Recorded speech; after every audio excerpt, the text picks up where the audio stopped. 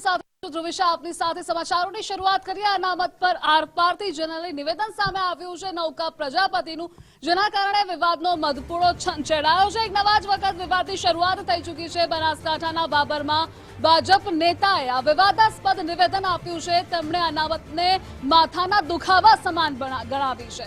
તો ભાજપના પ્રદેશ મંત્રીનું આ નિવેદન, જેના કારણે રાજકીય માહોલ ગરમાયો છે। નૌકાબેને અનામતની સરખામણી માથાના દુખાવા સમાન કરી છે।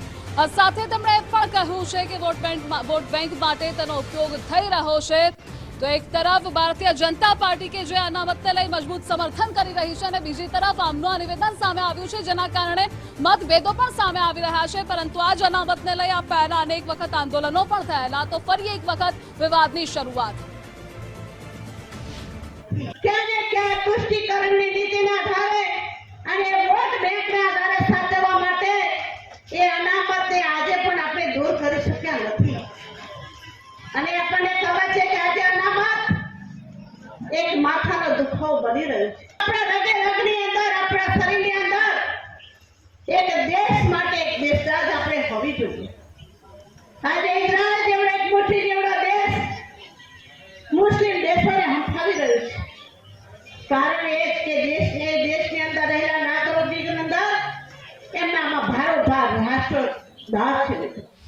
તો આજના દિવસે ટાંકીને નૌકાબેન પ્રજાપતિનું આ નિવેદન સામે આવ્યું છે। અનામતને લઈ આ પહેલા ઇતિહાસમાં અનેક વખત આંદોલનો થયેલા, રાજનીતિ ગરમાયેલી, અને આ મુદ્દો પણ એટલો જ ગંભીર છે। અને વખતે આજના દિવસે તેમનું આ નિવેદન સામે આવ્યું છે, જેના કારણે તે શું સૂચવે છે?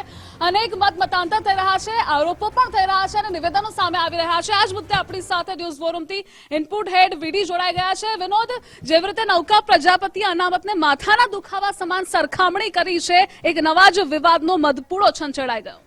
ધ્રુવિશા, 26મી જાન્યુઆરી એટલે આપણે આજના દિવસે નૌકા પ્રજાપતિનું આ નિવેદન, હવે અનામત માથાના દુખાવા સમાન છે કે નહીં એ તો પછીની વાત છે, પણ આ નિવેદન ભારતીય જનતા પાર્ટી માટે ચોક્કસ માથાના દુખાવા સમાન સાબિત થશે।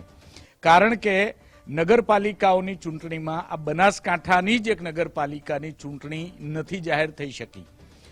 ભાજપના શીર્ષ નેતૃત્વ ઘણી વખત અનામતની તરફેણ કરી ચૂક્યા છે, અને અનામત કેમ લાગુ છે આ દેશમાં એ સર્વવિદિત છે।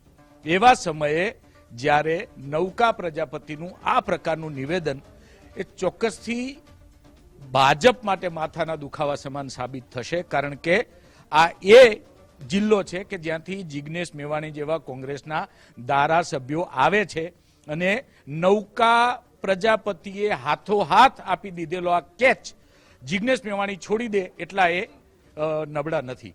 એટલે જી સ્થાનિક સ્વરાજ્યની ચૂંટણી આવી રહી છે, પહેલા આ નિવેદન કેટલું અસર કરી શકે? એટલે ચોક્કસથી ખૂબ મોટી અસર પેદા કરશે। ફક્ત બનાસકાંઠા એકમાં નહીં, એટલે જ મેં કીધું ને કે માથાના દુખાવા સમાન આ નિવેદન બનવાનું છે। આ એકલીની સ્થાનિક સ્વરાજની ચૂંટણીઓ છે, અને હજી આગામી દિવસોમાં તો તાલુકા પંચાયત અને નગરપાલિકા એ ચૂંટણીઓ પણ આવવાની છે। એવા સમયે હાથોહાથ આપી દીધેલો આ કેચ કોંગ્રેસ કેટલો કેચ કરી શકે છે એ મહત્વનું છે, એ જોવાની હવે આગળ રાહ છે। જોડાવા બદલ આભાર આપનો। તો નૌકા પ્રજાપતિનું આ નિવેદન સામે આવ્યું છે, જે ચૂંટણી પર પણ અસર કરી શકે છે। તેમણે અનામતને માથાના દુખાવા સમાન ગણાવી છે।